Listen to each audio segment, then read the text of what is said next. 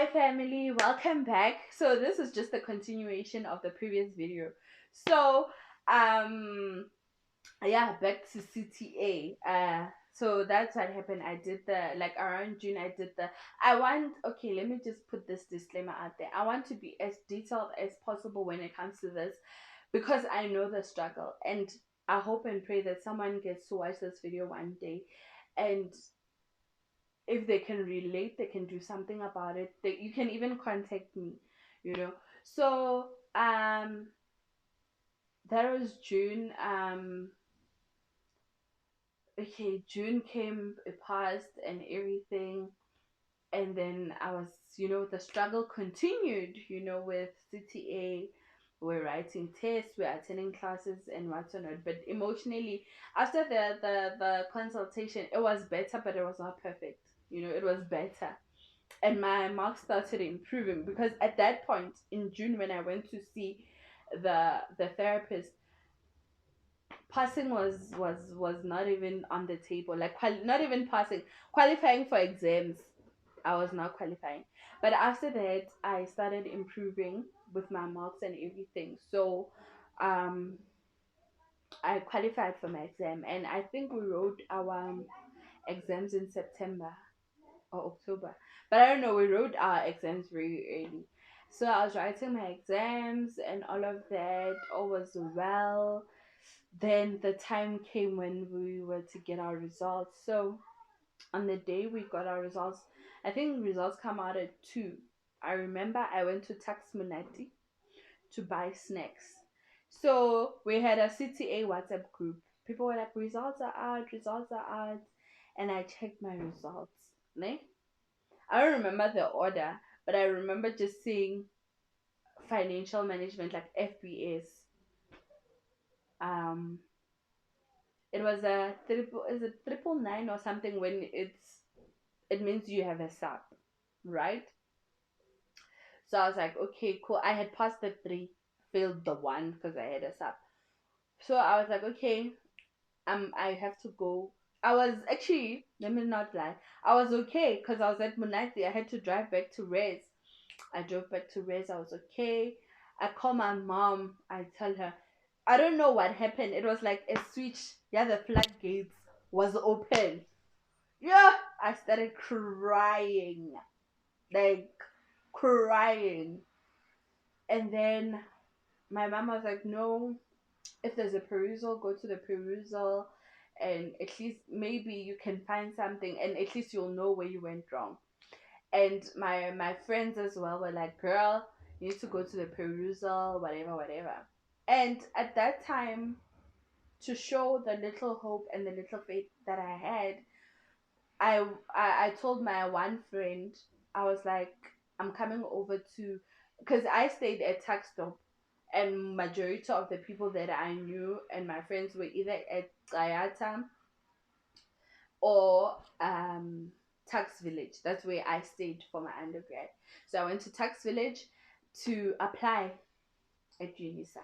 So I applied at UNISA, and yeah, I was like, just in case I don't make it and maybe tax doesn't accept me, I was just like, I'm just going to apply just in case. So my one friend was encouraging me, go, let's go to the perusal and everything, and we went there together. And I perused the paper, like I tried, to get something. But what happened was, um, with people who are studying accounting, they would know that, well, with the honors, you have 2 papers for management accounting or financial management. You have costing, and then you have finance. I had passed costing, right? But I had failed miserably my finance paper. So at tax, there's a rule that at least you should get, you can pass one, but at least get 40% for the other one. So you can get 100% for one paper and maybe 20% for the other one.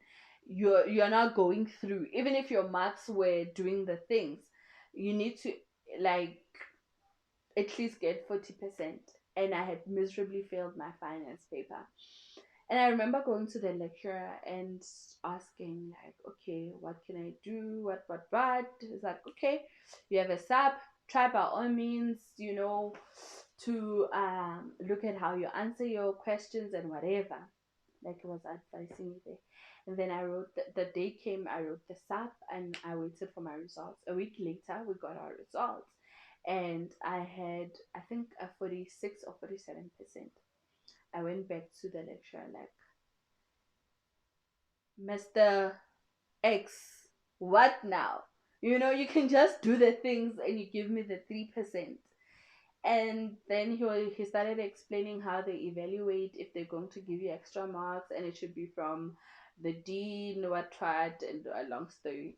So, uh, he asked me something that was very important. He was like, okay, if you were to get the 3%, do you think you have the fighting chance now, where you're at in terms of knowledge and everything? You have the fighting chance to pass ITC. Are you ready for ITC? And I remember I didn't answer him. I actually walked out.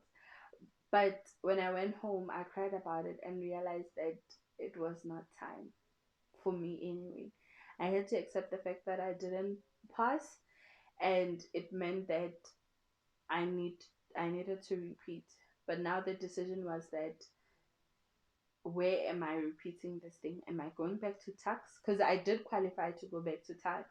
Am I going back to tax, or am I going with UNISA and doing this thing part time? What's gonna happen? And if I'm not going back to tax, I'm going with UNISA.